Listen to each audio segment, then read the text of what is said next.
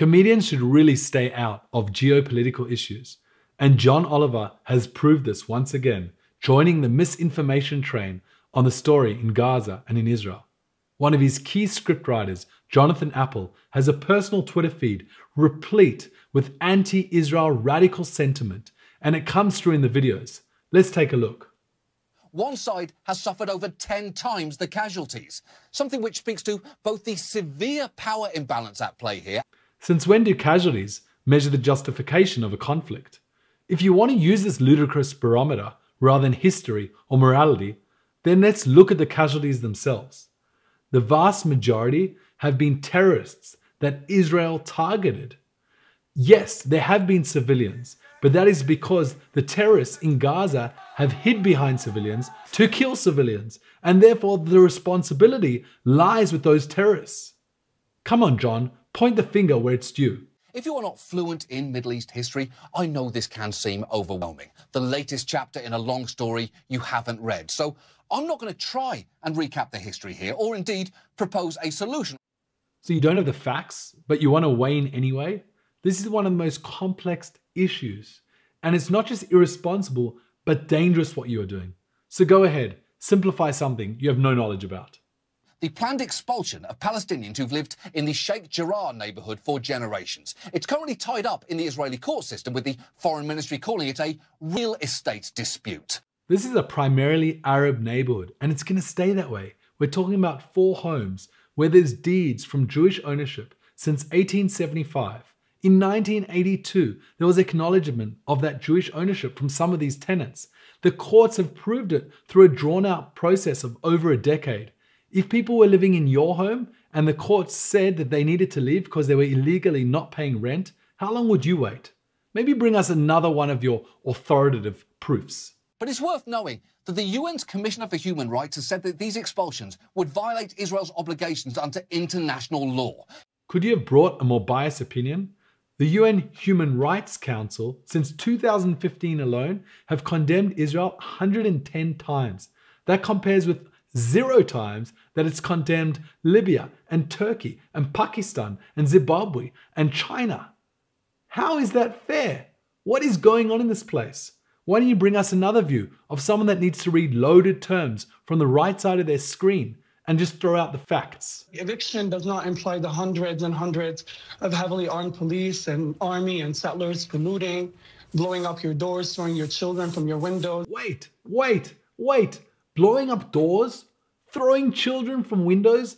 This never happened. These are despicable lies. John, maybe you should go bring some other random example that's not connected to this to evoke some emotion, because it's got nothing to do with the facts. It's like running a headline that says Matt Gaetz reaches out to Florida youth. Sure, not inaccurate, but it's missing some pretty crucial details about the exact nature of that interaction. Why did you need to bring an accused pedophile in as an example? If this was so simple, surely you could bring some facts to back it up rather than going so low? The majority of those rockets thankfully didn't reach their target for a very clear reason. The casualties and the damage would have been greater, but for Israeli interceptor rockets, the so-called Iron Dome, which blew most of the incoming missiles to pieces. So you want to blame Israel for trying to protect herself, for investing billions of dollars, incredible human resources to create the Iron Dome, an amazing innovation that can protect millions of people around the world? This isn't tit for tat. There is a massive imbalance when it comes to the two sides' weaponry and capabilities. Imagine murderous gangs took over the police and law and order in England. We don't want balance between good and evil. We need more good. While most of the rockets aimed toward Israeli citizens this week were intercepted, Israel's airstrikes were not. They hit their targets, including a house in a refugee camp, a building housing the Associated Press and Al Jazeera, and this 13-story office and apartment building. And while Israel insisted that there were military targets in that building and that they destroyed it as humanely as possible, even warning people to evacuate beforehand.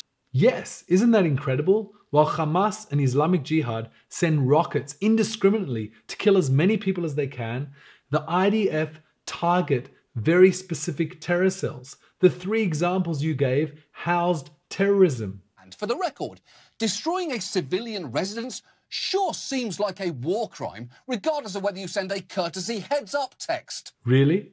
If that residence was a safe haven for terrorists and a launch pad for rockets, I think it's incredible that the ethical army drops leaflets, makes phone calls, and warns people to ensure they can protect as many civilians as possible. Would you do that if thousands of rockets were being fired at your home? Would you call them up first? Would you warn them? Really, John, defending terrorists and mocking this ethical practice, it's not a good place for you to be. Both sides are firing rockets, but one side has one of the most advanced militaries in the world. Your characterization is false. If you really want to split it into two sides, then on one side you've got the innocent Palestinians and Israelis, and the other side you can have Hamas, Islamic Jihad, and the other terrorist groups.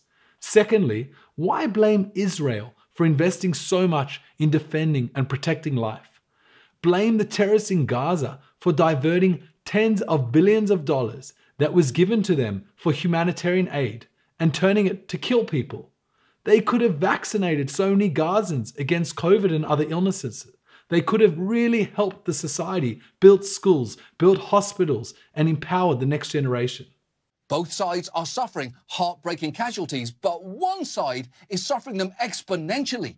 Blame the terrorists for seeking out and causing the deaths of so many civilians everywhere.